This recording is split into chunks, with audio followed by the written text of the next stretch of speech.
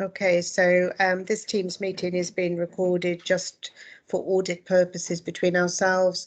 In the meeting is myself, Mr. Burrell, Mr. Warden, Mr. Hatfield, and Miss Britton. Miss Britton is just administrating management for GNLP, so is just observing. And we'll start the meeting formally.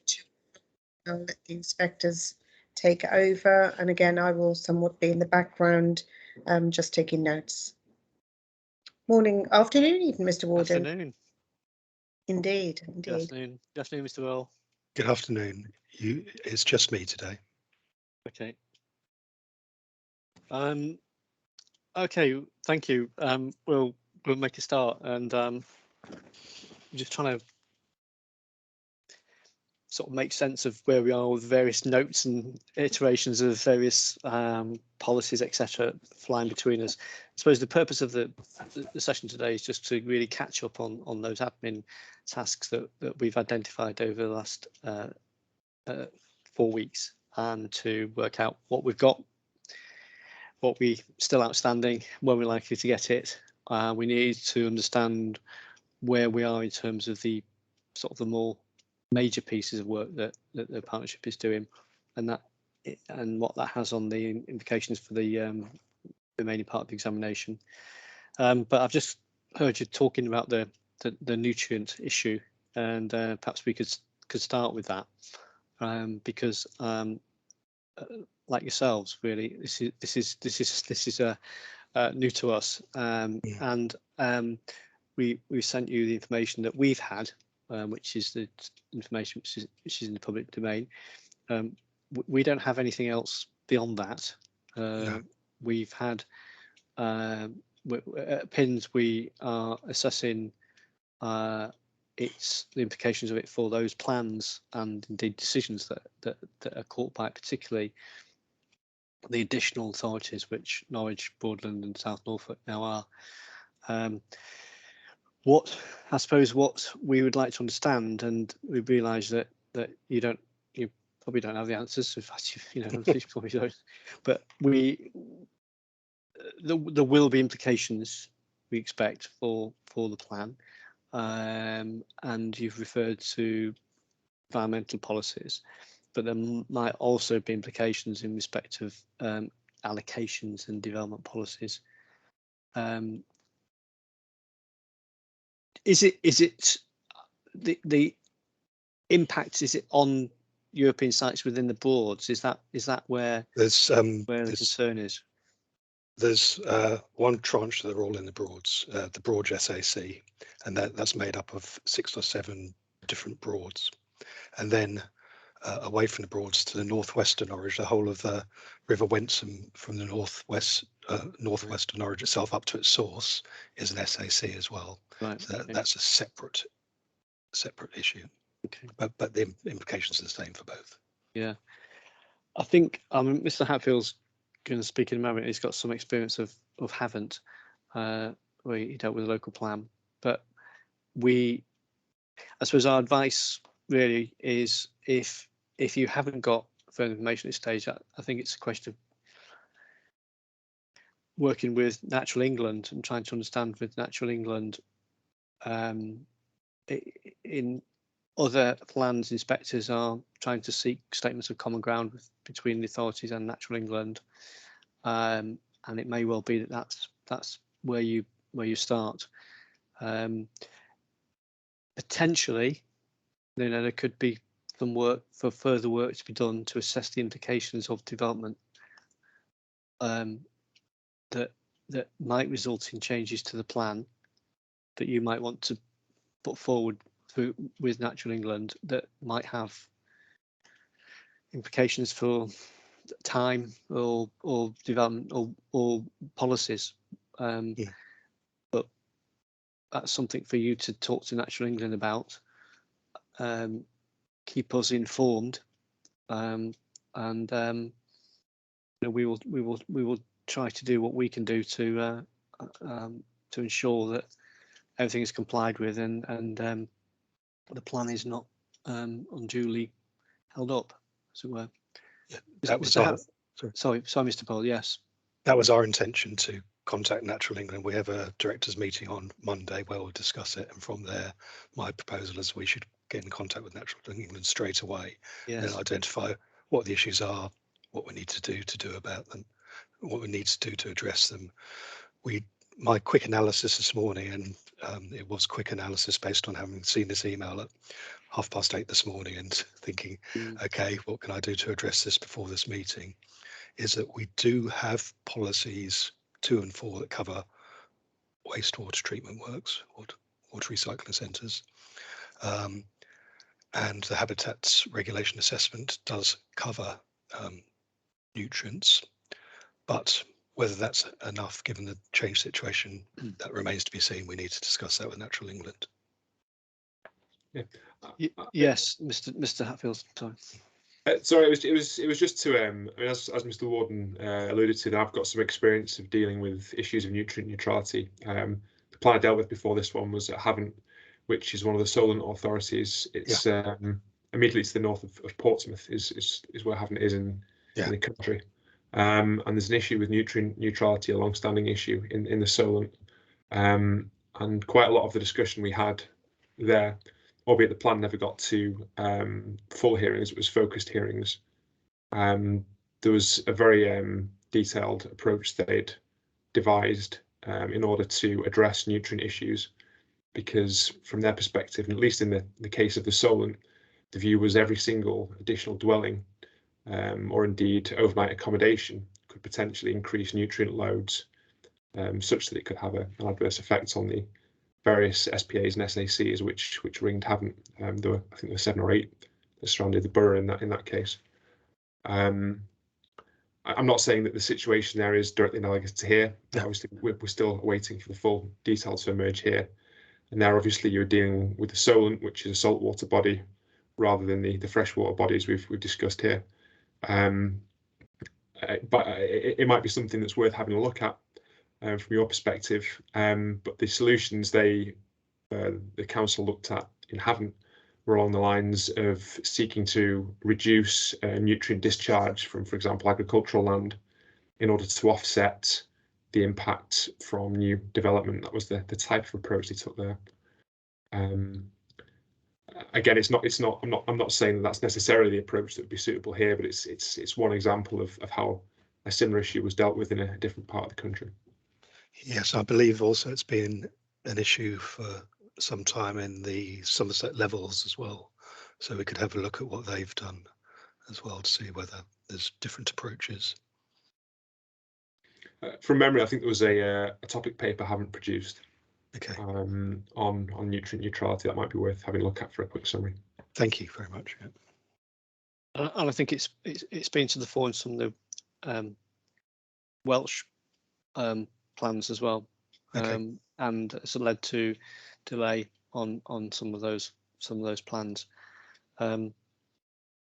So yeah, we'll leave that with you.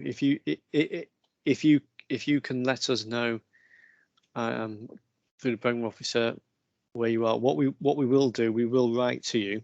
You know, this is all informal, but we will write to you, sure.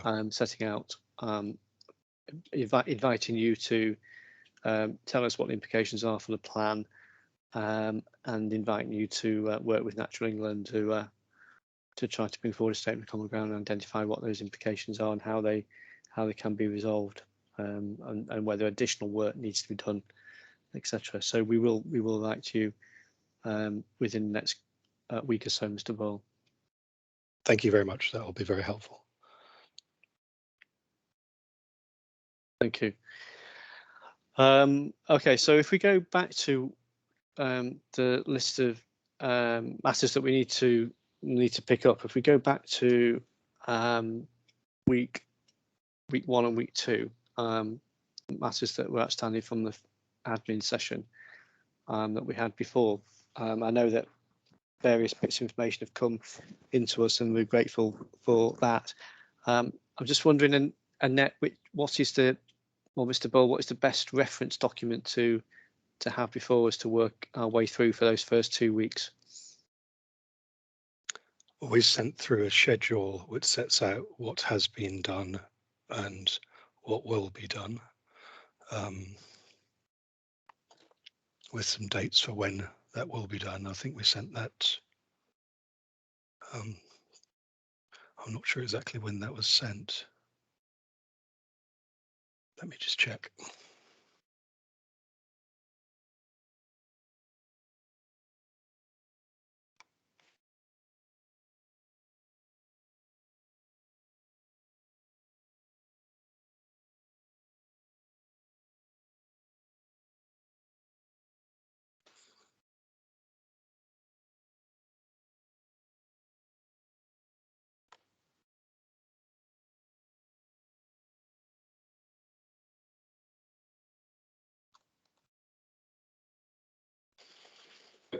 If it assists, Mr. Burrell, I've just been leafing through my emails. There was one sent by yourself to Annette on the 14th of March at 16:09, and that had attached to it a delivery note on North Rack Heath and GNLP hearing sessions, actions arising, schedule for inspectors.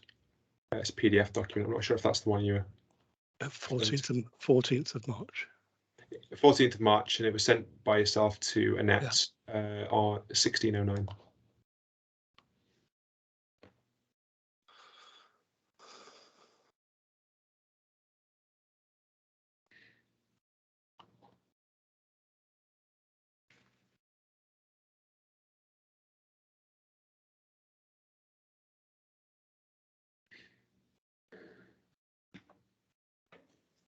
I've just sent it back to Yes, you, Mike, no, in effect. thank you. I've just found it. Yes, this is the one. Yes, PDF document. Yeah. So it's entitled GNLP hearing sessions, actions arising, schedules for inspectors. So this is the document that sets out what has been sent and what is being progressed.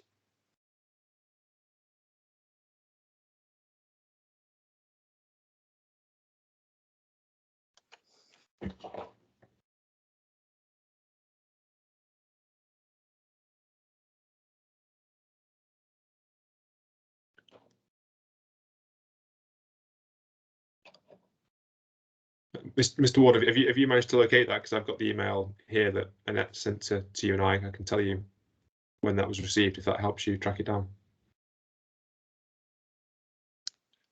Sorry, you're on mute. So sorry, I was just speaking then. Yes, Tom, when was it sent to us? So we received it on 15th of March at 12:17 from Annette. I can just send it to you again quickly, just to save you scrolling through. Yes, please, that'd be good. Thank you.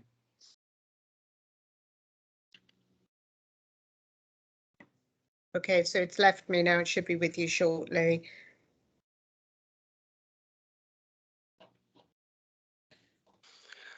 If it's helpful, so the précis would be, we intend to send the majority of those elements we haven't sent you by the end of this month. Okay. Yeah. Okay, I've got it now, Mr. Bill. Thank you. Thank you, Annette.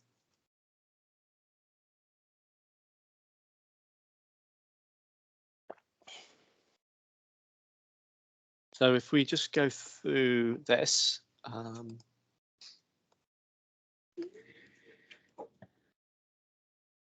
do you just want to take us through it, Mr. Bill? So Yes, certainly.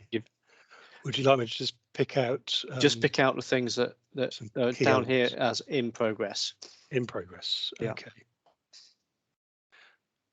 Okay. So we have, for example, numbers 4, 5, and 6. They related to the vision objectives. So actually, in fact, I think 4 and 5 have now been sent to you. Number 6 is clarifying on strategic and non-strategic policies. That hasn't been sent to you, but will be sent by the end of the month.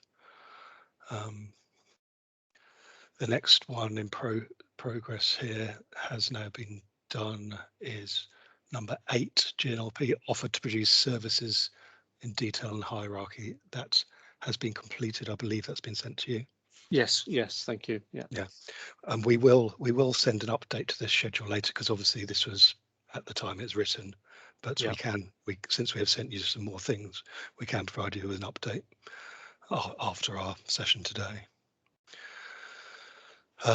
In progress numbers 11, 12, 13.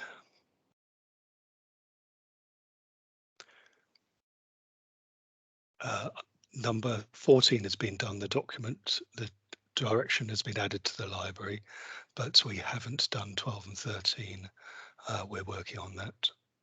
So that will be for the end of the month. That's to do with the Article 4 direction in the city centre. Yeah. Okay, numbers 15 to 18.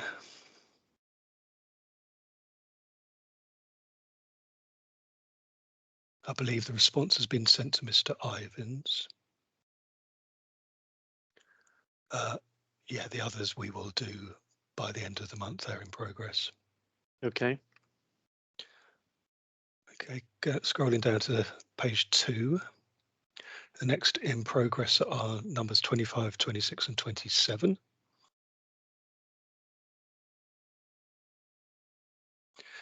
Work is currently being done on Appendix 1. I just received an email about that this morning. So again, you'll get a revised Appendix 1 at the end of the month.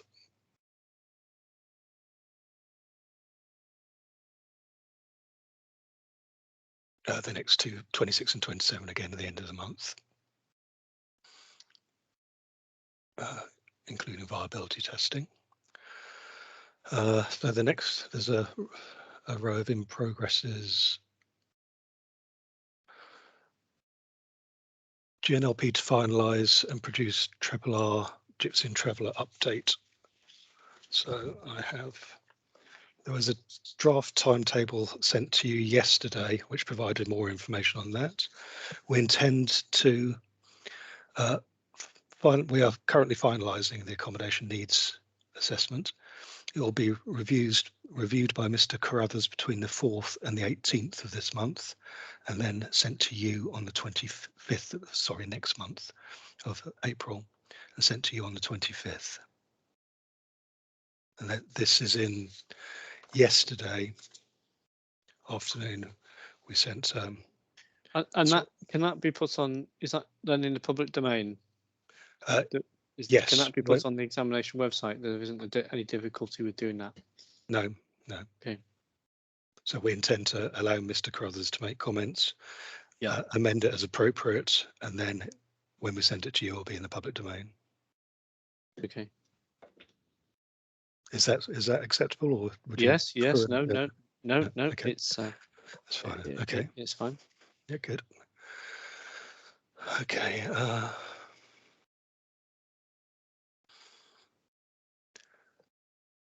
33 to 36 are all in progress, and there are relatively minor changes to wording that we're working on, and you will receive those. I'm assuming you want these in the template format you sent to us for the main modifications. Yes. Please. So we'll with the strike throughs and yes underlines and so on. Okay.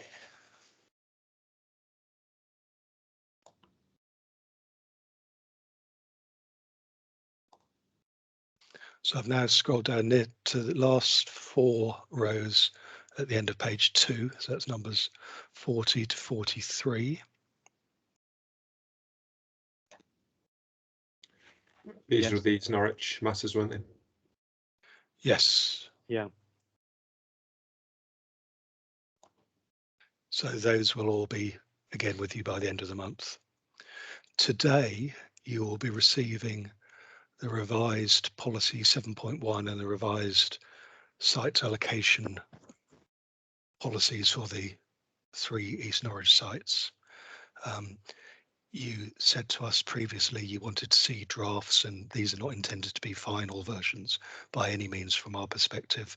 So you kindly offered to help us in formulating those policies, so they are very much matters of further discussion, and would very much welcome your feedback on those. I'll be sending them by the end of play today. Okay, thank you. Thank you. And they will hopefully, if the information is provided as we've requested from the consultants, they will have for the 3 sites, the housing number will be subdivided down by the 3 sites as well, rather than just so the policy 7.1 will have the global figure, and then each of the site allocation policies will have site specific figures. Okay, thank you, Mr. Bell. Thank you. Okay, and then we're on to the trajectory. So this is trajectory in relation to the Broads, sorry, in relation to East Norwich. So we've accepted that we can't include the Broads Authority area in that, and the numbers won't include the Broads Authority. I think that's 200 homes, so they won't be in our trajectory. And going on to the final page.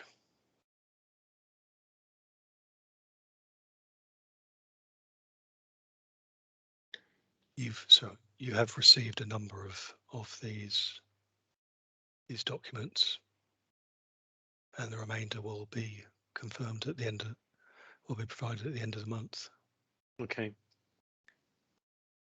Presumably that top, sorry, Mr. Warren, that top row viability information, that's linked to the so-called phase 2 master planning exercise for the East Norwich site, presumably.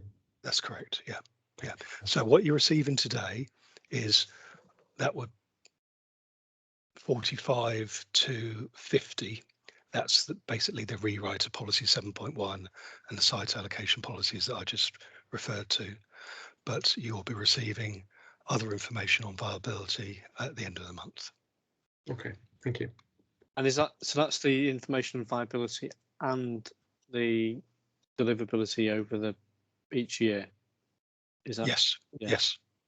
So by the end of the month. Okay. And that's the final version, as it were, that relates to the work that's been done on the stage 2 master plan. So that's the information that we were seeking. Yes, but please provide us with your feedback. If it's not the information you're seeking, please let us know, and we'll do further work. Okay. Okay. Well, thank you. We'll receive that, and we'll see whether how that marries up with what we were expecting, and let you know. And then that's helpful. And that information also, there isn't any difficulty about any information that you've got that you might not yet be able to put in the public domain. All that information can go in the public domain. I believe so. I will check, but as far as I'm aware, that's okay. But I will check, and obviously, if there is anything that needs to remain confidential, we'll let you know about that. Okay. All right. Okay. So by the end of the month, so 28th, by the end of the March, we will have all the outstanding items from the first 2 weeks, including the Gypsy and Traveller assessment. No, that's April, isn't it? That's April. No, that was April. Yeah. Yeah. Everything else apart from that. Yeah. So we'll have all East Norwich stuff and all the outstanding bits of policy work and modification work. Okay. Thank you, Ms. Feeney. Right. That's apart from point 2, which was at the very start, which was about the SA. Point 2. That has been sent. Okay, apologies. Yes, I believe it's only recently sent, but Okay, it has been sent. thank you. Okay. Yeah, I Thank think you. that's part of the problem with this schedule having been written a couple of weeks ago, and obviously we need to update it, but that's it was written at a point in time. Okay. What I suggest we do, if Mr. Hatfield's got any further questions on that, is that we have a look at week 3 and 4, and make sure that you're clear about what we've asked for, and we can then understand what the timescales are on that information, and then we can have a kind of an overall picture of where that takes us in terms of next steps and timetable for hearing sessions. I know there's been some discussion about when those might be. Okay. That would be very helpful for us because from our perspective, it would be. I'm hoping we'll be able to actually agree that the dates of the hearings this afternoon. Was that your intention? I'm not sure we can, but Okay. we can probably understand where we might be able to be looking at, I suppose. Okay. Because it depends on because we've got East Norwich, we've got a session on East Norwich, we've got a session on housing land supply, and then we've got the Gypsy Travellers. So let's come back to that at the end, when we can work out then where we are when we've had a look at week 3 and 4. Could I just say that we did send you a very much our first ideas draft timetable for those matters. Okay. That was sent yesterday, I believe. I think we've only received it about half an hour ago, so it's. I'm sorry about that. Yeah. It's okay. It's so it's very much hot off the press from our perspective. Okay, I'll be very happy to talk you through it when we get to that point. Yep. Okay, that would be helpful. Yep. So if we then turn to weeks 3 and 4, is there a schedule for weeks 3 and 4 like there was for weeks 1 and 2? Is that? No, because we're waiting for this meeting to then draw up the Okay, I schedule. understand. So what we've got, Mr. Hatfield and I have got a number of tasks that we have worked between us, depending on the sessions that we led. Do you want to go through yours, Mr. Hatfield, first? Sure. I mean, I've got my week 3 comments here. So I've been keeping a list of modifications that we discussed and that were suggested, and additional bits of work. I'm sure myself and Mr. Warden could produce something we could potentially share. So we're all working from the same document. So, Ms. Feeney? I have shared, as I had previously, sort of my work task with any comments that I've had from yourselves, inspectors. So the GNLP has had that only latterly this week, which is why, of course, they've not been able to have a discussion with you and produce a schedule as for weeks 1 and 2. But it would be helpful, I'm sure, to them to go through that and just make sure they've understood those points. But you should be able to rattle through them, as it were, because they have them in front of them. Yeah, I had the opportunity to read through them yesterday, and I am clear on pretty much every point, but would it may be when we go through them that I'll ask for some further clarification, but overall I found it very clear and easy to understand, and that will be the basis for our revised schedule. Is it easy to go through on a day order? Is it on the order? Certainly, yeah. Probably rather than going through Mr. Hatfield's and mine. Okay, so I've got the programme we followed. So the first day, the Tuesday, the 1st of March of week 3 was the residential-led allocations for more than 500 dwellings. So I dealt with Anglia Square and the Tavram site in the morning, and Mr. Warden dealt with the Sproston site and the Cossey contingency site in the afternoon. Yes. From my perspective, my notes here with regards to Anglia Square were a couple of mods. One of the points that was raised was in relation to the policy wording that talked about it used the term active frontages, which is Yes. often it was about that the use of that terminology, which usually implies in planning terms retail uses or similar types of uses with an active shop front. I think in the discussion, it was more about the aim of the policy was to have a forward-facing units, potentially even residential, not necessarily commercial. So that was one point. And the issue about qualitative rather than quantitative improvements to the retail offer, given the downturn in the city centre of demand for retail uses, particularly outside of the core of the city centre. And that was in part 3 of the policy. Yeah, we're very clear. There's very helpful feedback, and Mrs. Ashurst has actually drafted a response to this. I'm just waiting sign off for it, so we should be able to provide you with the revised policy very soon. Unfortunately, she is off sick at the moment as well, but I'll try and get sign off as soon as possible and send that through to you. Thank you. There are a couple of other minor ones we discussed in the hearing sessions, mods for Angley Square. There was one in part 7, which was just a suggestion made by Historic England, which I think would have made the policy far clearer, just inserting the words including those before Yes. Yeah. street. Part 9 of the policy, clarification on whether it was a requirement or not, on whether low car or car-free housing is what is actually being sought, because I didn't think it was clear from the policy wording at present. Again, with regards to the Tavram site, it's a couple of minor modifications from my list. Clarification of the wording in relation to the local centre, and the changing of the wording from a significant landscape buffer to an appropriate landscape buffer, again for clarity. But that's the extent of my list for those 2 sites in terms of further actions, and those were mods in the main. Is there anything that the partnership had that's not included on that list? No. Okay. Thank you. If we on the same issue, then I dealt with the sites in the afternoon, which were Spokeston and Cossey. Look,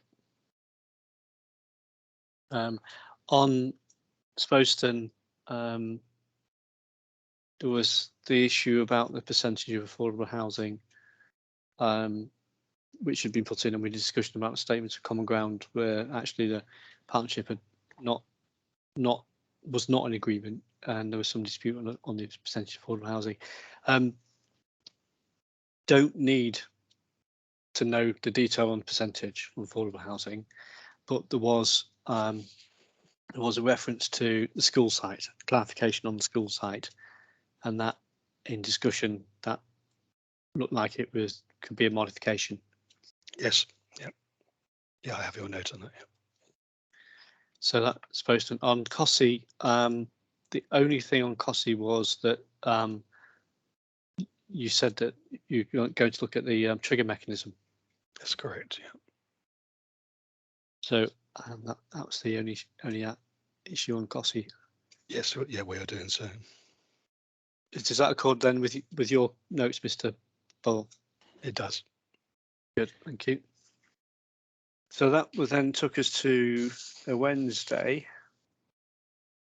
matter 10. I think with matter 10, Mr. Warden, you dealt with the Wednesday and I dealt with the Thursday. Yeah, fine. The split being the Norwich and the urban fringe sites versus the main towns, and I did the village clusters and key service centres on day 9.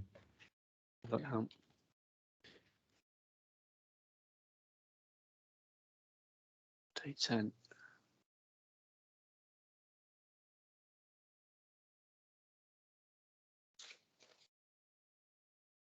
Let me just find the MIQs. Oh.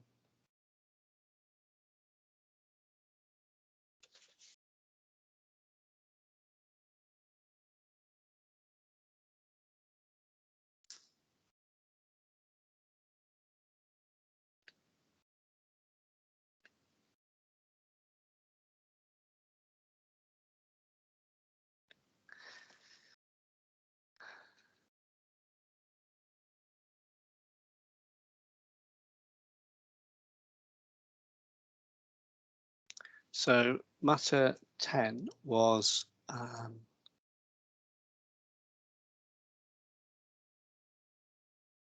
was the long list of Norwich. That's right, isn't it? The Norwich sites. Starts off with Norwich and an urban fringe. Yeah, I think you dealt with the Norwich sites, the urban fringe sites, and the main town sites on the Wednesday, and I dealt with the key service centres and village cluster sites on the Thursday.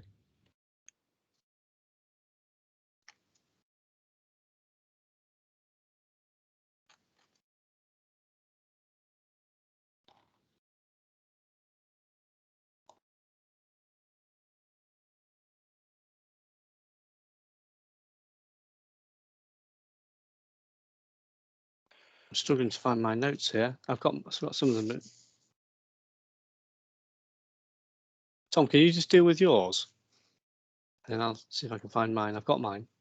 But by all means, so if we go on to the sites discussed on Thursday, the 3rd of March, key service centre sites first. Again, this will be a fairly, it's just my list of mods for a lot of these. So the first site was the ACL site, GNLP 0378R/GNLP 2139R. Yep, I have that. I think part 1 of the policy, I mentioned that the master plan should be a requirement that the master plan be submitted with or in advance. Sorry, with or in advance of the first application, just so it's clear when that's required to be submitted. Okay. Again, I've got part 9, a couple of comments on part 9 of the policy. The first one of these is a point for clarity. So it currently says that it may include a footway along the west side of Mill Lane. May obviously is unclear really, so the policy needs to be modified to be clear whether that's a requirement or not. Yep. And there's a couple of general comments about deleting as required by the Highway Authority, given that it cannot be a requirement of the development plan that any solution is agreed by the Highway Authority, for the reasons we discussed in the hearings. And also I think there was a point, a more substantive point about introducing a new section of the policy to require the provision of a phasing plan to ensure the link road is delivered across the ownership boundary, given that's a key anticipated benefit of that particular allocation. Yes, those are all understood. That's very clear. Thank you. Okay. The second site was the Loddon Site, so GNLP 0312. I've got on my notes here a brief note to be provided on the trajectory and delivery assumptions relating to this site.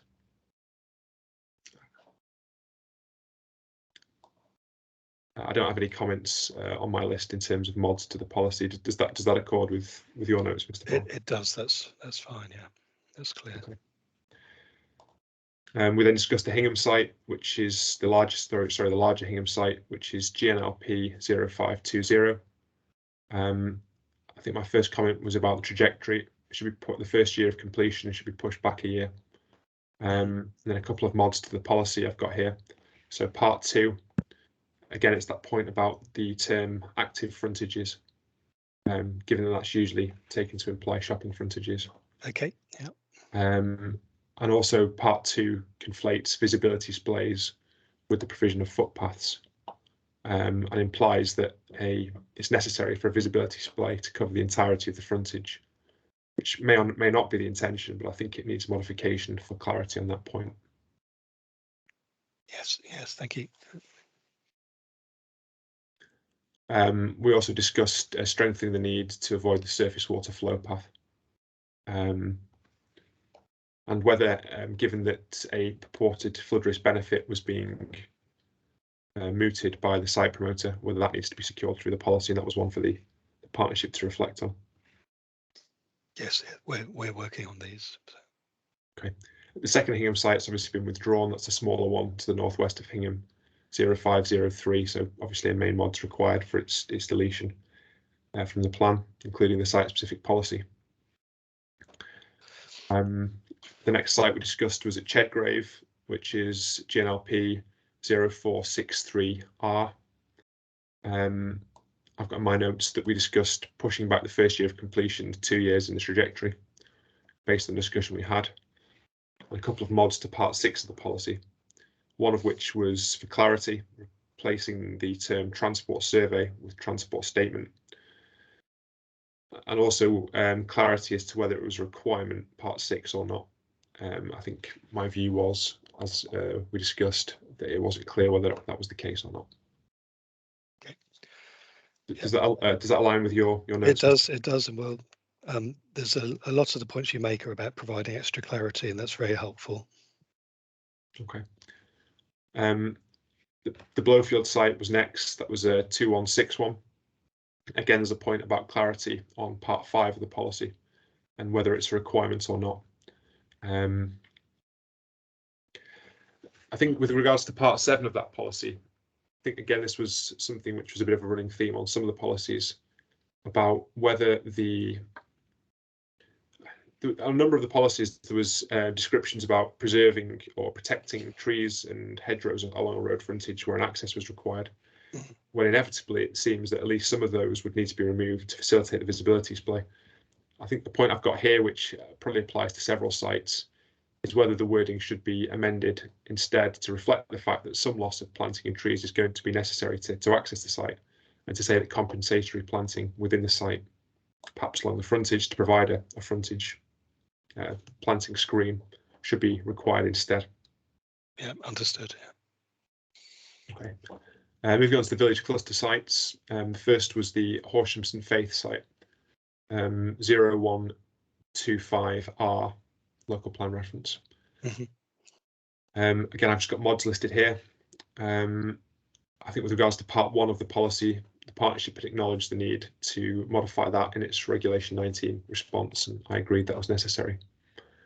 We discussed deleting part 3 of the policy and modifying part 4 of the policy in accordance with the suggested text in the Statement of Common Ground with Historic England. And that, from my recollection, was to capture the findings of the heritage statement you'd produced, which provided some very, very helpful site-specific suggestions and guidance. And I think the text in the Statement of Common Ground with Historic England captured those points quite well. Otherwise, they'd be missing from the policy. Yeah. Does that accord with your notes, Mr. Burrell? It does, yeah. Second site was the Horsford site, 0264. My notes here are for the partnership to check whether the western part of the site is in flood zone 2, and to clarify, the second point was about clarifying whether with the Environment Agency about this 20-metre buffer on either side of the watercourse. It's been some time since I've dealt with the requirement for Environment Agency easements either side of a watercourse. My recollection was that it was 8 metres. If it's now 20 metres, then fine, but I think it's worth checking, given the implications for that site, because it in effect means a 40-metre swathe, which will potentially affect the site capacity. So it was one to review with those comments in mind. Thank you. Yeah. Do you have anything else on that policy from your notes? That was one that we appreciated that we did need to clarify with the Environment Agency, and that is being done. Okay, thank you. The next site was the Buxton with Lamas site, local plan ref 0297. Again, I've just got a list of mods here. Part 2 of the policy I felt was unclear, as we discussed, and perhaps it would benefit from being rewritten. The question I've got is, does the 30-mile/hour speed area need to be relocated? Is my question I've got listed here. With regards to part 4 of the policy, I felt it was unclear at present. It's that same point about the securing compensatory planting within a site where frontage hedgerows and tree removal is necessary to secure visibility at the access.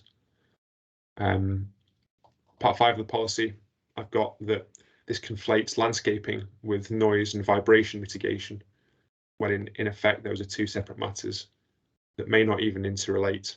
So that needed to be desegregated into 2 separate parts of the policy. Again, I think that was a wider point that applied to several policies. I also got that the current wording is unclear on that particular part of the policy. And part 6 of the policy, this may or may not interrelate with this nutrient neutrality issue we've been discussing, because that talks about preventing development, or implies that development would be prevented prior to upgrades being secured to a water treatment works. I think that was implied in several policies. There was wording to the effect that development should be. I think the partnership, agreed to have a look at that in light of the water site. I did have initial look at that this morning, because as you say, it applies to a number of policies, and I think what's happened is with some of the site allocation policies like this one that have been carried forward. This one doesn't apply, but with many carried forward site allocations, that wording has been retained, but in fact is now redundant, because policies 2 and 4 of the GNLP now address that. But what we have in policy 2, I think, is a requirement for major development to consult with Angling Water.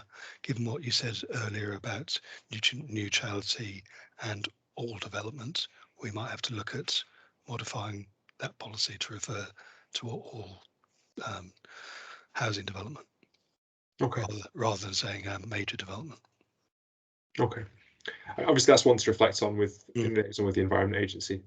That was certainly my experience in Havant, and indeed a couple of appeals I dealt with in the River Wye basin, where there were similar nutrient neutrality issues, and it was resulting in even single dwellings being dismissed at appeal based on that issue. But that's one to reflect on in discussion, obviously, with the Environment Agency. Okay. The next site on my list is Corston, local plan ref 0293. There's a point here I made in relation to several sites, which is merging where you have two adjacent allocations, where you have perhaps a carried forward allocation plus an extension to it, to merge into a single policy for clarity, and so that there aren't multiple policies for a single site. I think that's particularly the case where the sites are either in the same ownership, which most of them were from memory in the discussions, or under the control of a single developer. And that obviously removes the need for a master plan approach on some of those sites. Other than that, do these points accord with your notes so far then, Mr. Burrell? I've not missed anything. That's fine, yes. Okay. Freethorpe Site, which is local plan reference 2034. Again, it's a point about the water cycle study and waste treatment works, so I'll leave that with you in light of the discussion we've had. And that's all I've got for that site. The next on my list is the Martian Site, which is the one that was adjacent to the Grade 1 listed church. Obviously, myself and Mr. Warden will view that site and walk the surrounding paths and lanes before coming to a view on its impact on the setting of the listed church. The detailed mods I've got here are the need to specify that the cemetery extension should be located in the southeastern part of the site, which is the part of the site that adjoins the churchyard. Part 3 of the policy to modify in accordance with the suggested text in the Statement of Common Ground with Historic England. Again, that's mainly to capture the findings of the heritage statement that you produced, which was helpful, I thought. A mod here with regards to part 5 of the policy. Again, that's the water cycle and waste treatment works point. Part 6 I've got here moved to the explanatory text, so I'm just guessing that's a reference to the minerals and waste core strategy. Have I missed anything from your notes so far, Mr. Burrell? No. Okay. Lingwood Site was next. That's local plan ref 0380. Again, it's that point in part 1 of the policy about compensatory planting if trees and hedgerows are lost to facilitate access. In fact, I've got the same point on both Lingwood sites, which is 4016 as well. So we need to come up with some wording that we can apply to a number of sites on compensatory planting. There's the 2 Reedham sites next in my list. The first was the smaller site to the east of an existing development. We talked about completions in the trajectory. I've got pushed back 2 years in the trajectory here based on the discussion. There's a question here about whether part 2 of the policy was necessary. Firstly, given that the TPOs appear to be outside of the site, and I asked you to check that, I think, in the discussion. And secondly, given that part 5 of the policy already relates to planting around the boundaries of the site. The second comment I've got on the detailed policy wording is whether part 4 of the policy was necessary, given the particular location of this site. Obviously, I'll be going to see that in the next couple of weeks in any case. But it looked from the aerial photograph like it was in effect largely screened from the Broads by the recent development immediately to its west. And so it was whether it was proportionate to apply those sorts of requirements, given its visibility from the Broads appeared to be fairly small. I can make an assessment of that when I'm on site in the next week or so. Second Reedham site, we discussed about. This was one of the more. This was a site with a very problematic access, such that it wasn't clear that an access could be, in principle, provided without securing third-party land, which in effect was 2 front gardens and driveways on either side of the proposed access route. And the site promoter implied that one of those 2 landowners had been very, very resistant to engaging, in which case it looked doubtful whether this site could be accessed in principle. I think if that is the position moving forward, unless something can be agreed with highways in a pretty short period of time, then I think that's probably one that might need to drop out, because it's a key part of the site isn't available. In case something can be agreed in the fairly short term, part 2 of the policy I've got here simply is a description of the problem, rather than something that specifies what needs to be provided through development. Part 4 of the policy, it's a similar point to before. It conflates landscaping with noise and vibration mitigation. So the same point applies, that needs disaggregation. Again, I've got part 5 moved to the explanatory text. Yes, thank you. And you've identified a few other examples in other policies where the bullet point describes the problem rather than providing a policy response.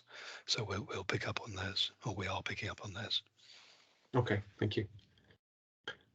South Walsham is the next site. That's 0382 local plan reference. I've seen the highway authorities provided a note back.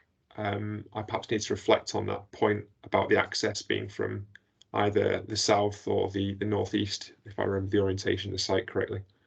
Yeah, I think it was Shamrock Lane was the B road. That's right. Yeah. Would you've read through that? Do you need any more information on that, or did that give you enough?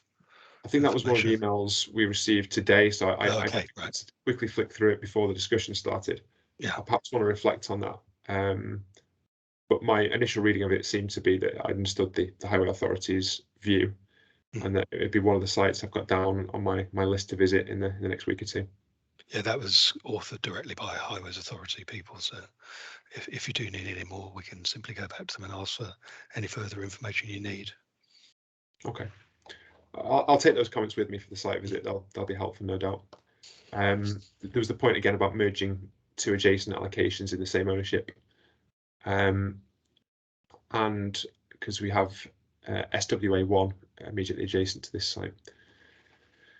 And the lack of clarity in part 2 of the policy, it uses terminology like which may involve. Again, that needs tightening up to be clear whether it's a requirement or not. Blowfield Heath is my next one, which is 1048R. Again, a couple of mods for this one. Part 3 of the policy, it's this point about compensatory hedgerow provision. Part 4 of the policy we discussed in the hearings, it focuses solely on grass snakes, and it wasn't clear why. So we discussed whether it might be more appropriate to refer to the submission of an ecological appraisal and provision of appropriate site surveys to capture not just grass snakes, but potentially other species should they be present. Okay, so Coltishall next, 2019 is the reference. Is the point here about merging adjacent allocations in the same, under the control of the same developer. Yes. And there's a point about part 4 conflating landscaping with noise and vibration again.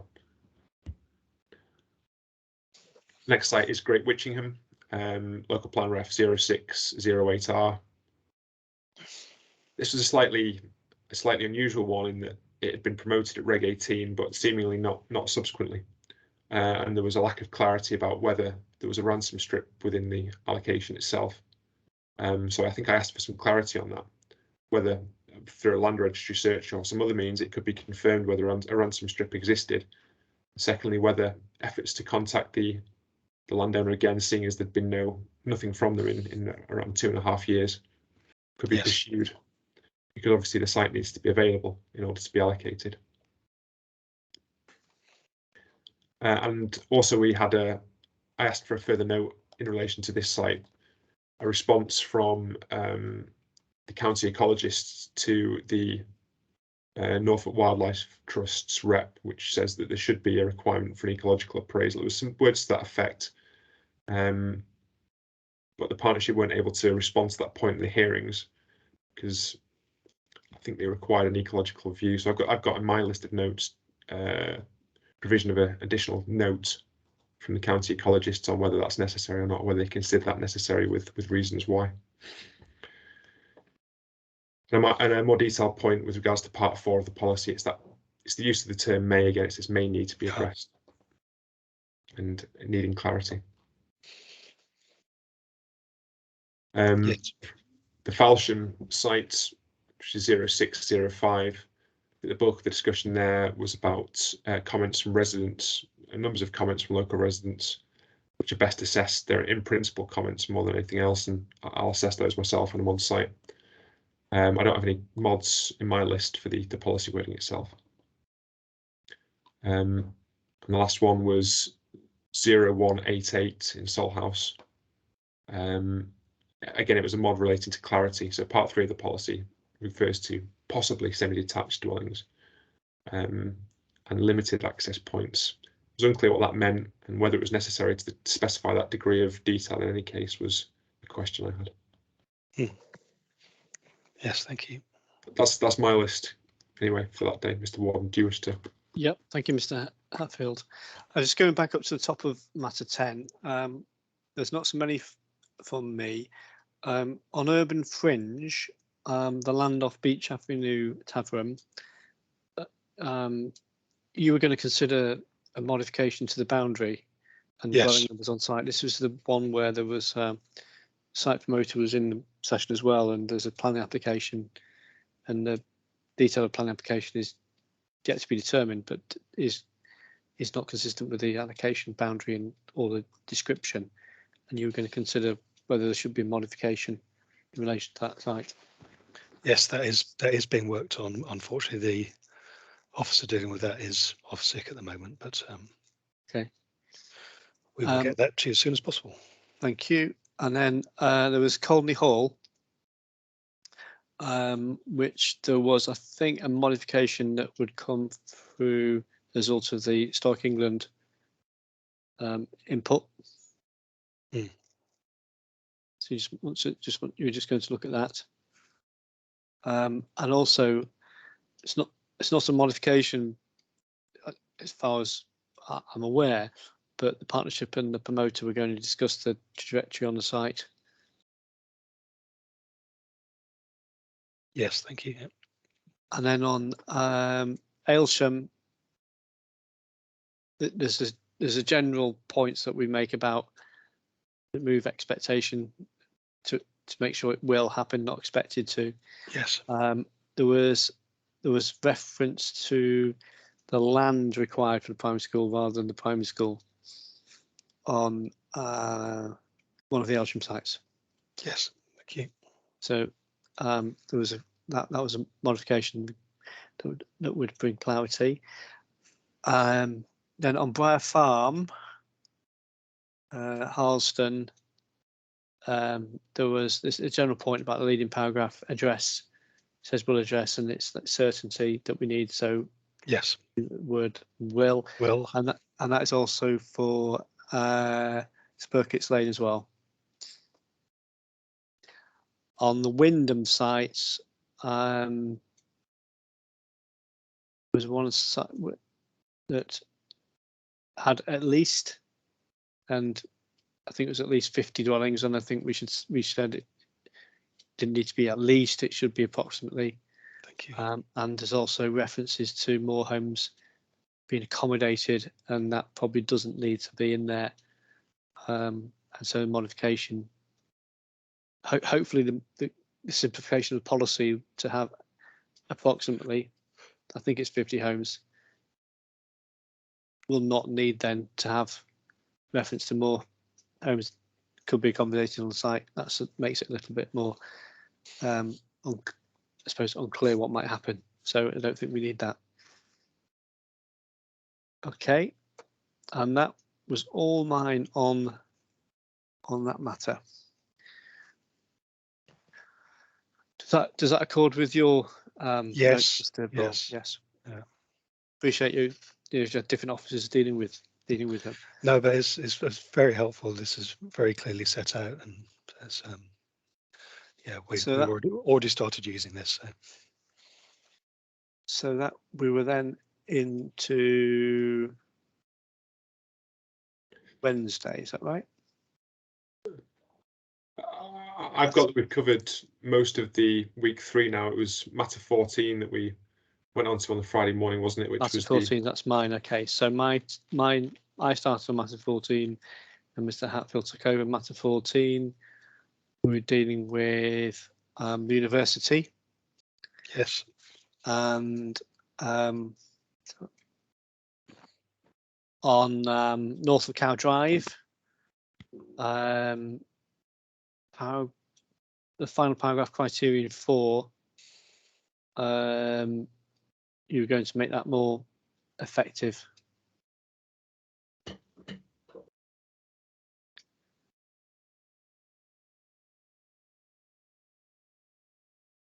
And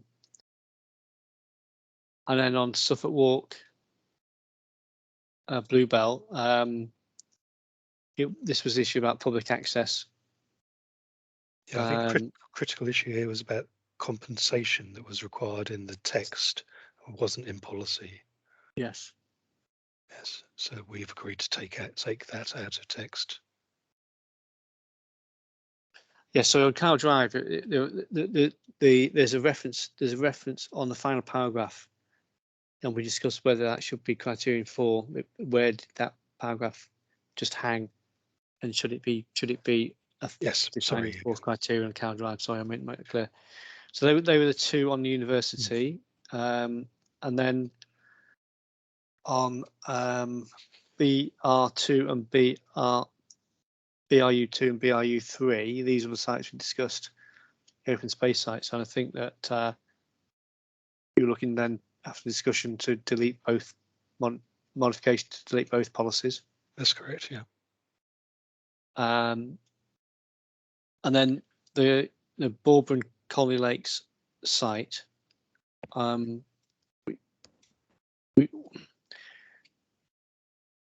it might, we sort of reflected on this a little bit, and we think that what we'd like you to do for now is just to see whether the policy could be modified and supporting text strengthened, because it's fairly brief, to explain how the site could be brought forward.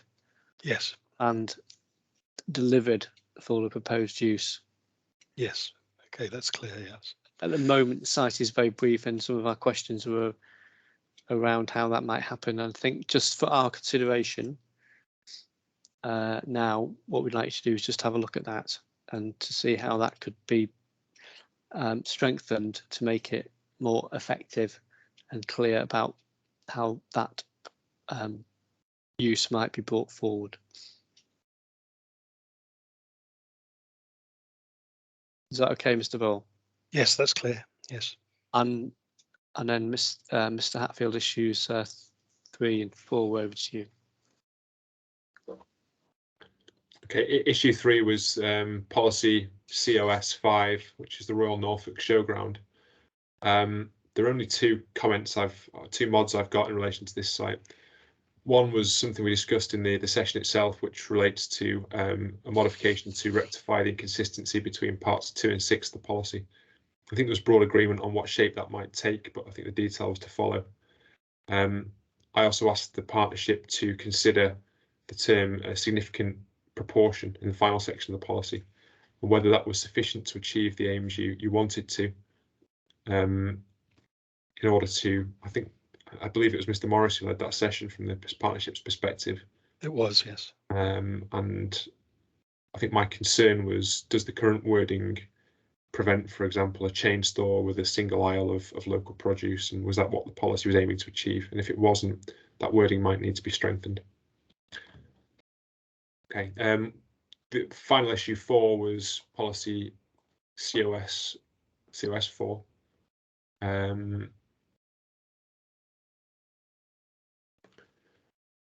So the final comments I've got relate to COS 4. That we discussed 3 policies under issue 4. I didn't have any comments in relation, or any mods, I should say, in relation to COL 3 or HEFL 1. But COS 4, we had quite a long discussion about the wording of the policy. I felt the first paragraph was vague and unclear at present, and would need to be reworded as per the discussions we had. It was also unclear, I felt, in part 1 of that policy what the term similar uses meant. That was unclear, and I think again that could lead to confusion at application stage or potentially at appeal stage. Part 2 of the policy talks about agreeing in advance a marketing exercise. I think I asked for some clarity on how that worked at present. I think I set out my concerns and asked the partnership to reflect on them, perhaps with a better understanding of how the policy operates in its current form, given it's a rolled forward policy. And perhaps it would be better, rather than in effect giving the partnership authorities the ability to dictate the terms of marketing and in effect a power of veto, whether it should provide clear guidelines instead.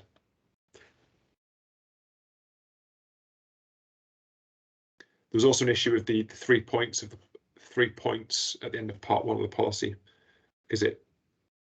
You had 3 paragraphs for how to approach a marketing exercise, and there was the use of the word "and" at the end of part 1 and "or" at the end of part 2, which implied either you had to meet parts 1 and 2 or parts 1 and 3. But if part 3 is met, then it doesn't seem to me necessary that part 1 should be met as well. I think Mr. Burrell agreed with that point in the discussion and felt a modification could address that quite straightforwardly. I think that's Mr. Morris rather than myself. Oh, sorry. Yeah, that's okay. It's been a long week. That's okay. Yes, apologies, Mr. Burrell. That's the end of my list for matter 14. Thank you. Yeah, that's all very clear news, because there was quite a few changes you want to see in there, and you set them out all very clearly, so we can amend accordingly. Okay, so in week 4 we discussed matter 11 and matter 12 on the Tuesday. I think Mr. Ward, you dealt with matter. I did matter 11. So it starts off with matter 11, and we started with Norwich. I'm just going to run through these, Mr. Will. On Mountergate, there was a modification needed to remove the requirement to retain open space. Could I just say before you go through these, I haven't had the text on these, so by all, please do tell me what you want to see and I'll make notes, but if you're able to provide me with them emailed through, that would be helpful. Okay.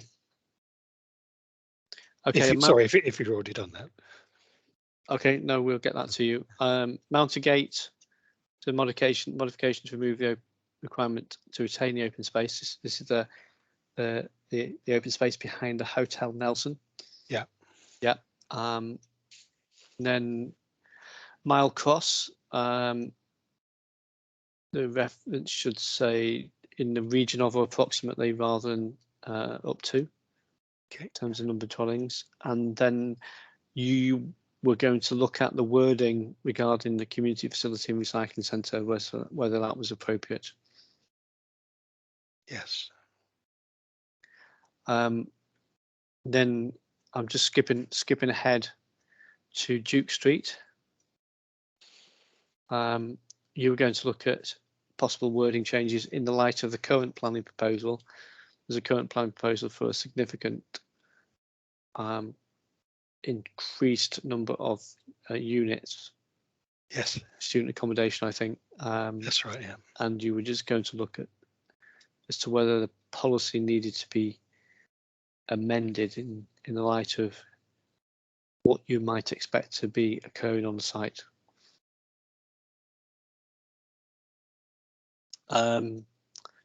Skipping ahead to Oak Street, there was an issue about the effectively correct and modification needed to correct an error on the site address, which would be 150 to 154 Yes. Oak Street and 70 to 72 Sussex Street. 147 to 153 Burr Street, there'd be a modification to delete the policy, the site being withdrawn. Yes.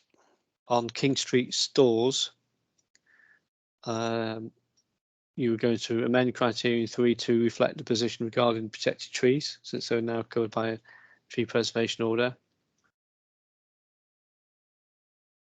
On Clarence Road, I think that's the policy again that had been withdrawn, so modification required to delete that policy.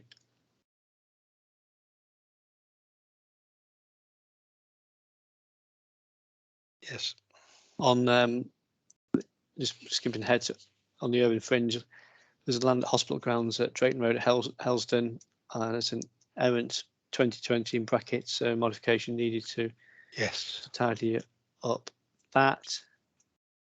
Then moving ahead to Broomhill Lane, Reefham, there is a modification to, I think, to remove criterion 3 relating to the sports hall. That was my note. I think that make more sense to you, Mr. Burrell. But there's an update on the sports hall. Yes, no, that's clear. Yeah, and then that's all the ones that I've got on my notes for the ones I did under that matter. It's just worth saying that there are a number of things going on. We're looking at modifications now to policies, but Mr. Hatfield and I will look at the trajectories on each of the sites based upon the information that we've got. They're not actually part of the policy, they're part of the appendix and the supporting document, which has an effect on the overall land supply, but they're not specifically written into the policy. So we are looking at, based upon what you've told us on delivery rates, etc., where those are, when they expect to start, whether in the 5-year, not in the 5-year, how it'll impact upon the planned period delivery for each of the sites. So we'll be going through that. And also what we haven't yet told you, but we will tell you, not today, but once we've looked at everything, is that there are some sites that we may well come out, and so we'll let you know what those are as well and the reasons for that. So at the moment, what we're dealing with is just trying to get the modification, principally the modifications to the policy wording for each of the allocations. So the ones that you've covered here, the fact that some sites aren't included doesn't mean that they will stay in. They could still come out. Yes, what it means is that we've not,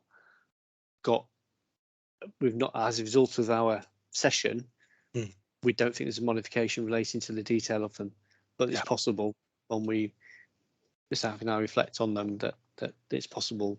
Yes. That some may come out. Yes. Okay. If we don't think they're sound as allocations. That's helpful to know because, well, yeah, it just makes it clearer for us. Thank you. Mr. Hatfield. Okay, we'll move on to the matter 12 then, which I dealt with on Tuesday afternoon on the 8th of March and Wednesday morning on the 9th. I think I've already alluded to a number of mods that have wider, that apply to several policies. example, the point about the Norfolk Minerals and Waste Core Strategy, referring to agreement with the Highway Authority, etc. I'll just take those as read now, and I'll Yes. go through the ones that just apply on a site-specific basis other than those. Okay, we'll start with 0409 BR, which is land south of Barrack Street. This is the one to the north of the river, from memory, next to the site, which is largely built out. That's correct. Yeah. We did have a long discussion about this site and about the fact that it was a city centre mixed use allocation, where a number of different uses could in theory be acceptable. And the site promoter was very ambivalent about the number of dwellings that may or may not be provided. So I think the policy needs to be revisited with regards to the mix of uses, and certainly the number of dwellings as well. That was my feeling coming out of that session. I wasn't comfortable with 220 dwellings being assumed, if in fact it could be that as little as no dwellings could be provided. I think that perhaps a little bit more work needs to be done to get a clearer grip on the number of the type of uses, mix of uses, and the likely number of dwellings. And I appreciate it's difficult on these mixed use sites, because with such city centre sites, they could in theory come forward for a number of different uses and be acceptable in policy terms. There's also a mod in relation to the names of surrounding buildings, which the site promoter had indicated there was incorrect references. Okay, the next site was 3054, which is St Mary's Works, St Mary's House. Again, I've got a mod to revisit the uses specified in the policy as per the discussion in the hearing. I think here we were talking about references to a hotel and employment uses and whether it was necessary to be that specific. And there was a point about managed workspace as well with this policy and other city centre sites, whether it was necessary to be that specific with regards to managed workspace in particular. There was a point here about, again, incorporating wording from the Statement of Common Ground with Historic England to capture some of the detail in the heritage statement the partnership had produced. I've got here a mod to delete part 7 of the policy and to clarify part 8 so that it does not imply enhancements on third-party land. And that was the point about the churchyard. That's right, yeah. Okay, the next site again is another mixed-use city centre site. It's 2114, land adjoining St George's Works, Muspole Street. It's the same point as with regards to land south of Barrack Street. It's revisiting the uses specified, including the quantum of employment space and the number of dwellings. The site promoter was clear that it was either or with I think it was 110 dwellings and the quantum of employment space. And they mentioned, I think, that they were formulating a scheme for pre-application discussion that contained just 40 dwellings. So I think the number of dwellings assumed needs to be revised downwards as well. We also discussed R37, which is the Norwich Community Hospital site. And there was a discussion between Halsbury and the partnership about the number of dwellings it was reasonable to assume on this site. I think I asked for a short note to explain how the partnership had reached the assumed contribution of 80 dwellings. From recollection, Mr. Walker discussed that there was an outline permission, but his description of the outline permission was that it talked about potential for things like extra care homes. So I asked for a short note to explain how that figure of 80 had been reached, and appended to that the decision notice and officer report to the outline permission. Yes. Again, I'm reading off my list of mods here. We can forward all these to you if you haven't received anything for week 4 yet. No, I have this. I have nearly everything that we've been going through just now. So okay. And please come in if you feel I've missed something that's on your list that isn't on mine. No, I will do. Next site was 0451, land adjoining Sentinel House, Surrey Street.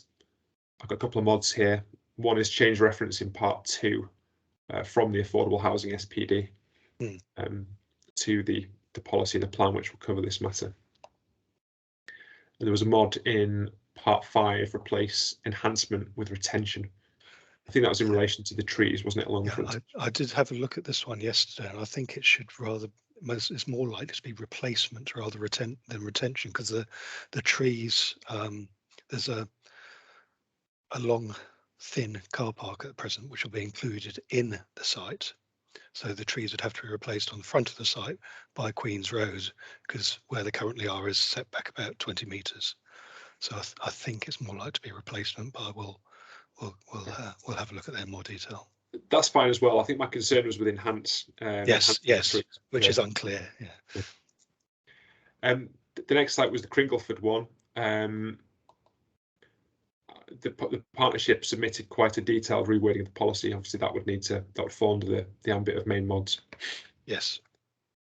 And you were happy that those stand as they are as the mods that are required. I was happy with those mods. Yeah, good. EAS 1, that's land south and east of Easton.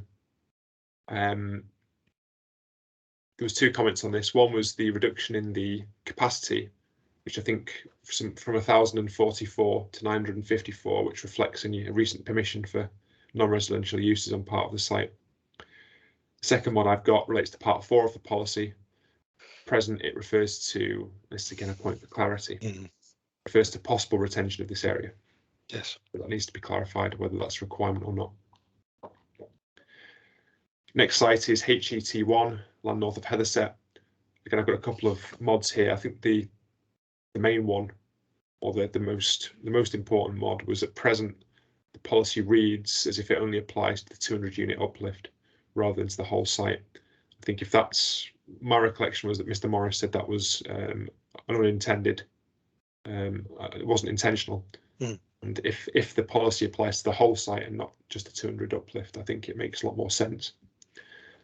I think as a detailed point in part 1 of the policy, the word infrastructure needs to be inserted at the end of that sentence. It's just, I think it says something like green and social, and then it just, okay, there's an obvious need for the word infrastructure at the end of it is all. Yeah. Okay, ACL, that's land to the south of Acle Station. I've just got a single mod here. Part 2 is vague and unclear at present in terms of what is required. The next site is HNF 1, east of Manor Road, Newton, St Faith. Similar point, mod. Part 3 of the policy is vague and unclear in terms of what's required at present and what to rectify that's necessary. And the final site in my list under this matter, matter 12, is SWA 1, which is contiguous with the other South Walsham site. We've asked for the note, which obviously has now been received, and I'll review that. That's all my comments for matter 9. Sorry, not for matter 9, for matter 12. Matter 15 was the housing provision session. I think my main note was provision of an updated note of delivery on the allocation at North Rack Heath, which is an area action plan allocation.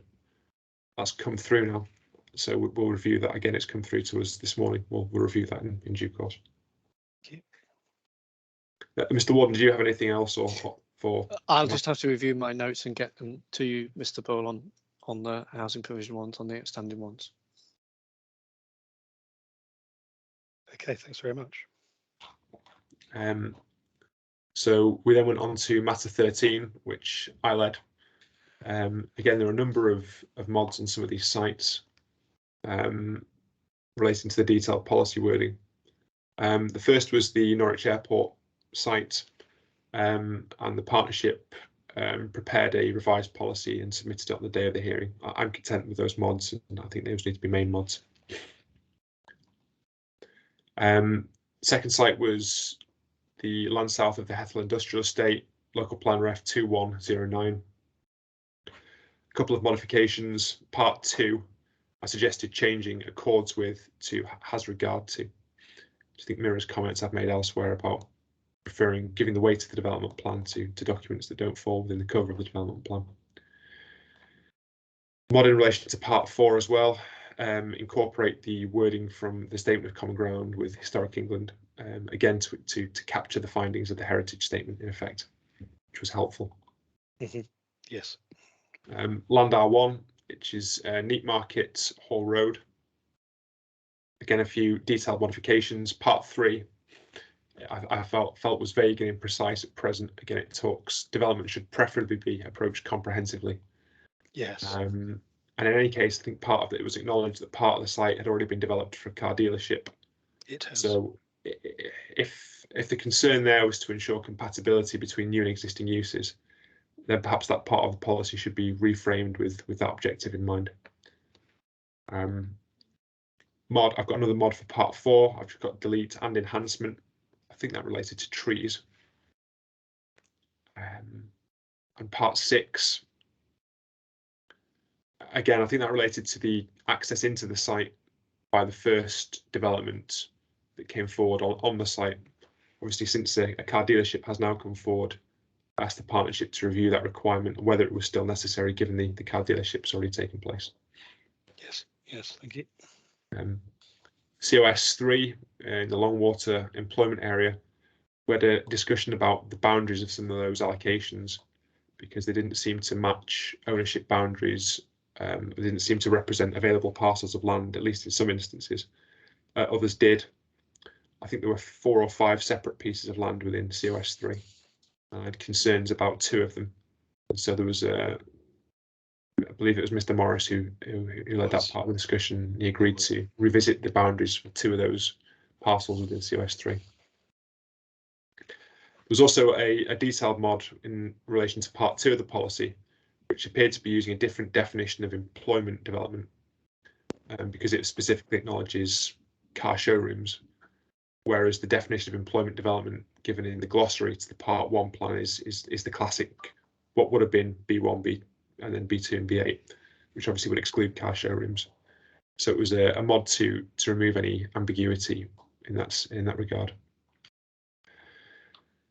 HAR 7, which is land south of Spurkitts Lane, Harleston, mod in relation to part 4 of the policy, which contradicts part 1, as any access from the north is likely to lead to some tree loss. So I think part 1 required no tree loss. Part 4 required the access, which would inevitably involve tree loss. Again, there's the point about compensatory planting. ACL 3, which is former station yard west of the B1140, sorry, B1140 ACL. Parts 2 and 5 of that policy simply describe an issue but don't make any requirements. Part 4 requires agreement to be reached with British Rail. Again, that's not appropriate to require that through the development plan. My suggestion was simply to change that to require that an appropriate water supply be provided. Yes. And again, the final section used the term may be required, which, as we discussed previously, is imprecise. Policy HIN2, land adjacent to the Hingham Industrial Estate at Ironside Way. Part 1 of the policy wasn't clear what local road improvements meant, so it required the provision of local road improvements, but wasn't at all clear what that comprised. I think the partnership's view was they'd look at that and see whether it was necessary still. Also a detailed point, but the numbering for that policy starts at number 7 rather than number 1, so it's a typographical issue in that regard. Policy SL 2007 / GNRP 4061 / HNF3, Abbey Farm Commercial, Horsham St Faith. A mod there to it's the issue of clarity. The terminology, the word that's used is, or the phrase that's used is, may also be necessary, which might include. That's imprecise. Okay, the next site was FOU2, Old Railway Yard, Station Road, Falsham. Again, a detailed mod. It required significant information in relation to flood risk. I think that needs to be flood risk assessment rather than significant information. Yes. The next site is HNF2 / GNRP 0466R, land to the east of the A140 and north of Norwich International Airport. Horsham St Faith. Just double check with this one if this is the one I'm thinking it is.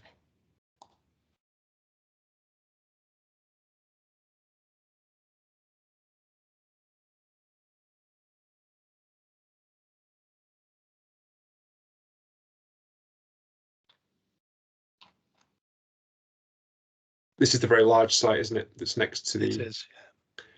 There was a discussion about the boundaries of the site, and I think it was agreed by the partnership that the boundaries of the site needed to be revisited to reflect to the south, at least, to reflect the position of Broadland Northway.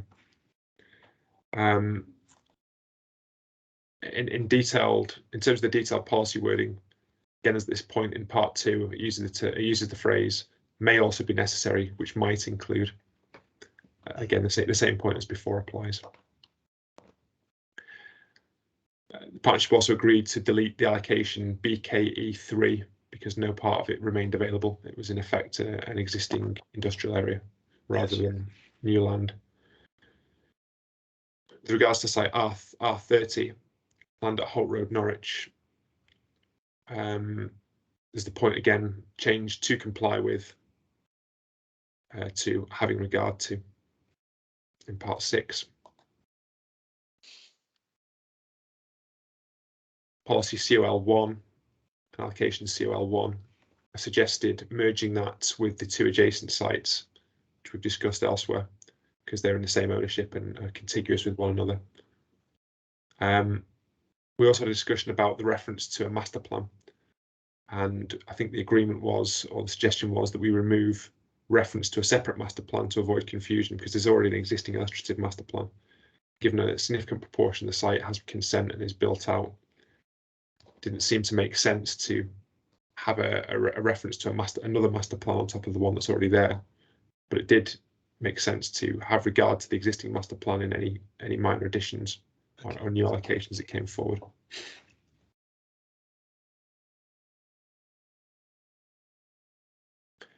And this was also, I made a suggestion to Mr. Morris, and this was a suggestion, that it might be worth stating that conditions would be applied to any consents granted under Class EG2, which are research and development uses, to say that consents within that class will be conditioned to remove or to prevent changes to other uses within Class E to protect the function of the research park and to restrict town centre uses in an out of centre location, which would strengthen your hand significantly to appeal. Thank you. That's a helpful suggestion. The final comment I've got here relates to HAR7. Again, it's a detailed modification to part 2 of the policy, which refers to a pedestrian link to Spurkitts Lane. That didn't appear to make sense given there was no pedestrian footway along Spurkitts Lane to link into. Nor did it appear that one could be installed given that trees have been planted along the northern edge of that lane. So for the partnership to consider whether that's in fact necessary or desirable. And that's everything I had for matter 13. Thank you. Just to go back to matter 15, Mr. Ball, I don't have any additional work for the partnership, only those that we've identified before in relation to the updating the trajectory, which we referred to in the session, and which we can turn to once we've been through everything today. We just get some understanding of timescale. Okay.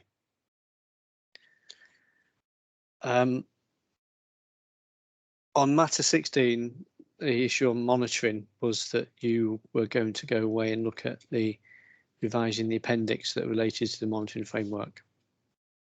Yes, we intend to do so.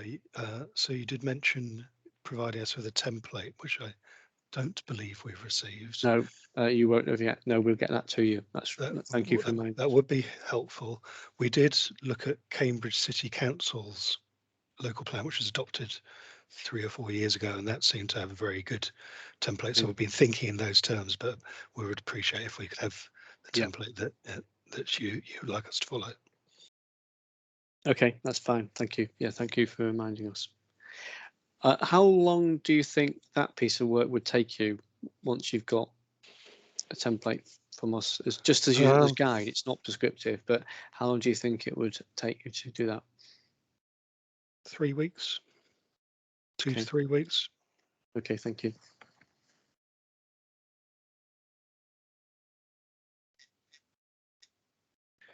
Okay, thank you. Okay, well, that's probably the list of tasks, and we will get what we need to do to set them out to you, and then with that monitoring framework as well. And then if we then could you could keep us informed of progress against those tasks and the timescales that you've identified today, that would be very helpful. Thank you. So if you just look at some of the more overarching things, and just look at that housing trajectory for the planned period, Mr. Bull. You've said that partnership will be able to update it. Yes. And you were thinking that it could be any time from May, I think, until July or July at the latest. Is that where you are now? No, we're going to focus our resources so we get it done by the end of May. Right. Okay. That's the completions from the year 21-22. Yes. Plus permissions that resulted in new sites. Yes. Then that sort of raw data, there'll then be a number of main modifications that need to be made to all the tables in the plan, for example. But I'm assuming those won't be required until the main mods consultation in the autumn. So it's the sort of raw data we need for the hearings. I'm assuming. Is that right? Yeah. That's right, because those tables will be consequential on decisions that we make. It's the updating of what's the document 3.2c, which we're kind of familiar with now. Which is crucial. And as I said, Mr. Hatfield and I will look at some of those trajectories on sites that we know now, based on our views after hearing evidence, which will feed into that revised trajectory that you're going to do. So you think that it could be done by the end of May? Yeah. The note we sent you yesterday said 27th of May for districts provide updated housing commitment 21-22. And then you said also it's the permissions as well. Yes. So 27th of May. Okay. Thank you. That's helpful. We've got to have so the East Norwich information will also be available earlier, isn't it? The East Norwich information. Yes.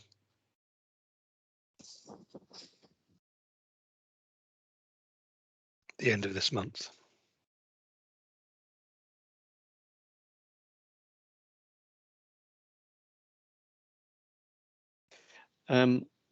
So just help us with, forgive us for not probably looking at your email, Mr. Boyle, that you sent this morning, but just can you tell us on what your views are on timing then for those sessions in terms of where the partnership sees it? But before we do that, just on the gypsy and travel work. Okay. That is because it looks like you've told us that the new study will be done next month and through consultation with Mr. Carruthers, and then be submitted to us on the examination website, and then you will be identifying some sites to address the need that is identified in the assessment. And what is your timetable on that? So the intention is to consult on those sites between 22nd of June and the 3rd of August. Okay. Thank you.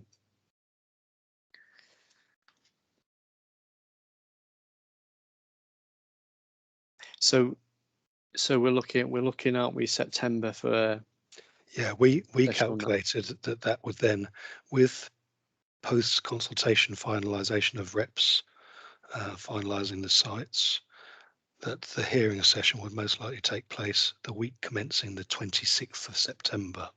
But that was our estimate, so I'd welcome your guidance on that. Okay, thank you. We'll have a look at that. Okay, thank you.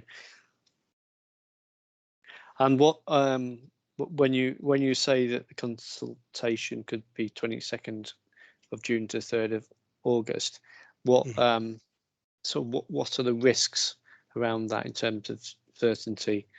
Is that got some slippage built into the work that you've got to do to get those sites? Well, we've carefully project planned it.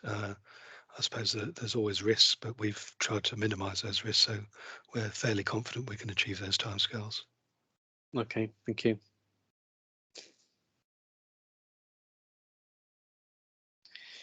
Okay, thank you. So going back to the housing, then we've got East Norwich and we've got the housing, which is picking up where once we've got all the knowledge of all the sites, which is information relating to sites that we're seeking, the change trajectories that we're looking at on each site, and also East Norwich. So just tell me then, Mr. Burrell, what your thoughts were on timing of sessions for East Norwich and for housing. Okay, I was working on the assumption you'd want to do them in the same week, one day after the other. I was assuming a day for each.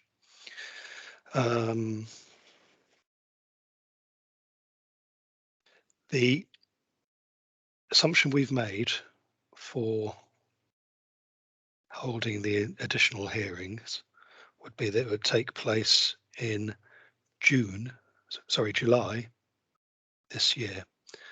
Now, there is an issue here with holidays, as I understand it, and we have an issue at our end as well.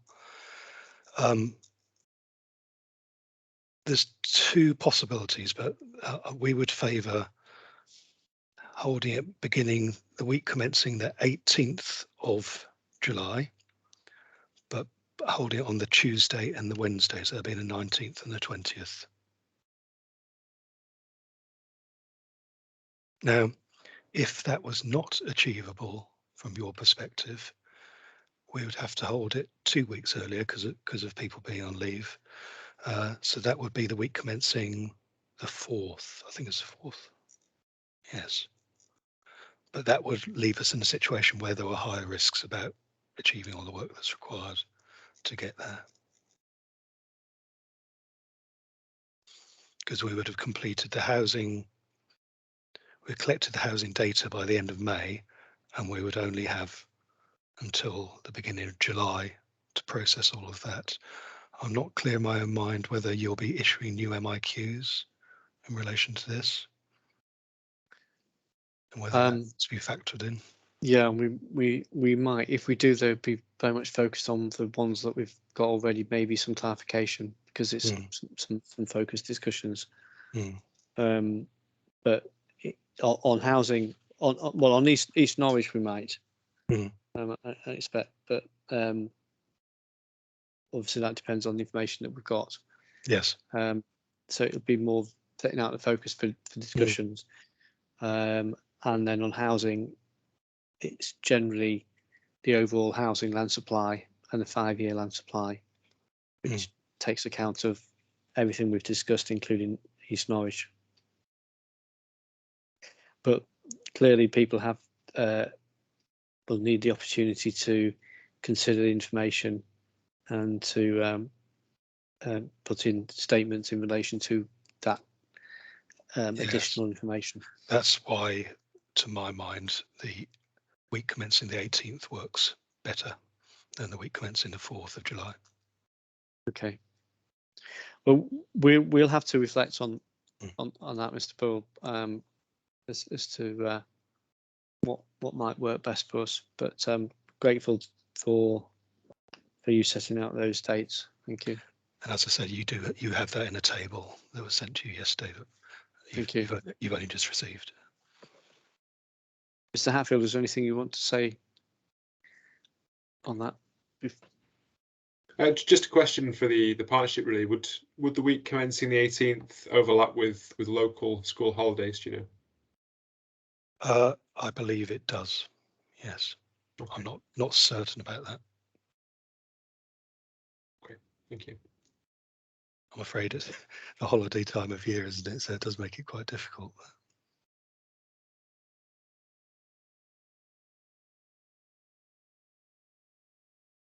Annette?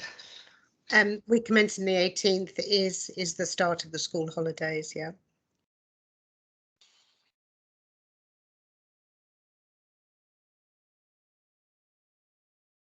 And Mr. Ball, in terms of when you said another possibility is the end of June, is it because you don't have I know there's some holiday issues, aren't there? Yeah. Sorry, the other possibility, if I wasn't clear, I apologise, is the week commencing the 4th of July is the other possibility, July. not the end of June. Sorry, So, you're probably right. Sorry. Yeah. 4th week commencing 4th of July. Yeah.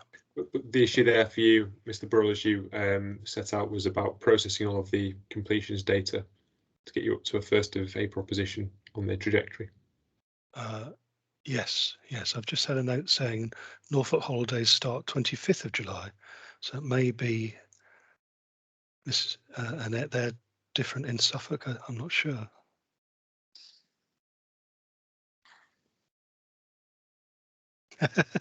Yes.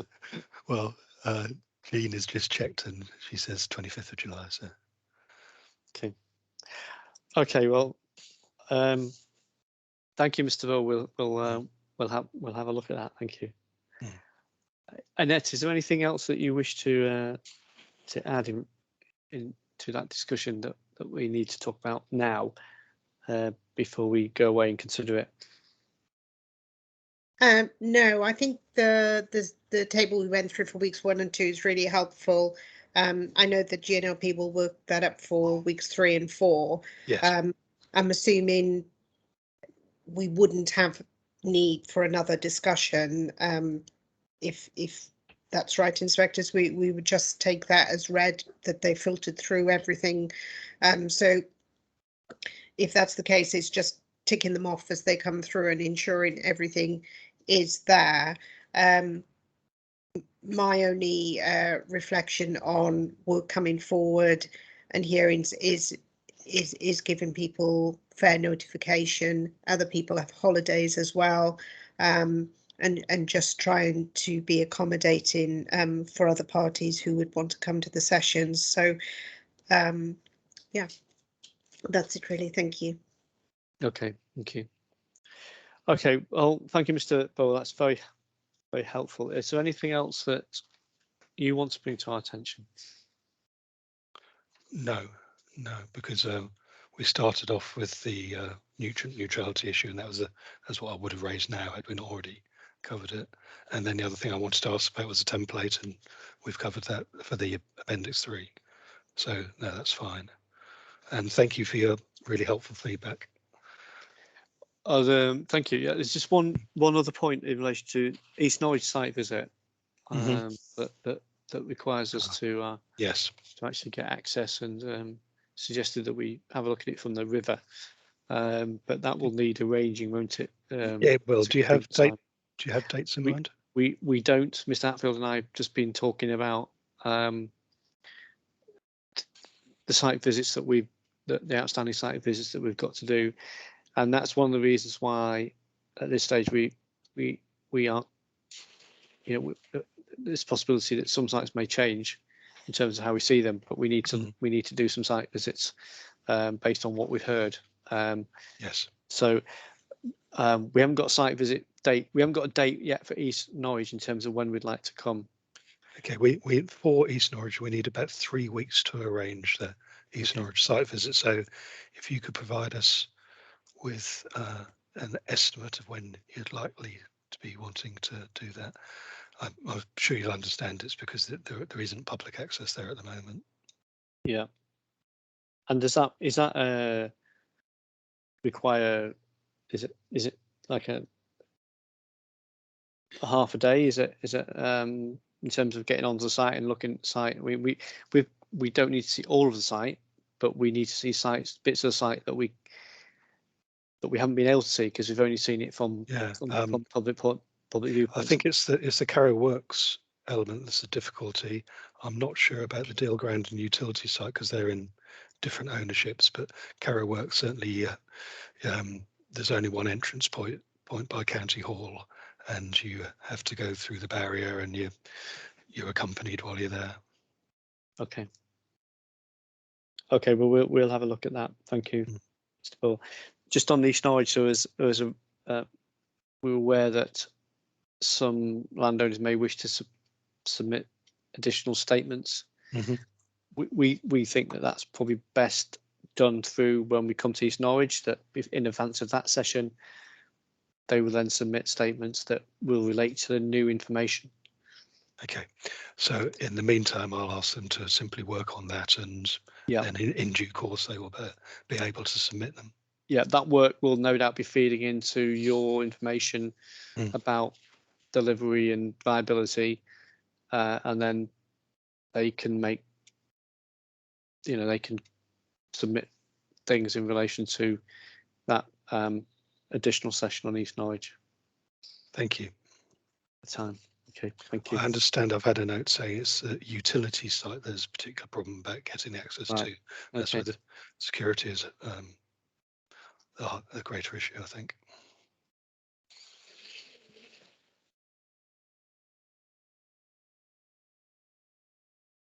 Okay, thank you. Well, thank you very much. That's I think we've had a very useful discussion there. So thank you. Thank you. Good. Thank you. Well, so we'll adjourn. I suppose we'll end this session. I don't know what the right terminology is in this admin session, but we'll close this session. Okay, and we'll provide you with the updated schedule as soon as we're able to. Yeah. So once again, Mr. Bull, thank you for your work and the work of your team. There's quite a lot of information that we've asked for, and you provided some still to provide, and we appreciate it. Thank you. Thank you.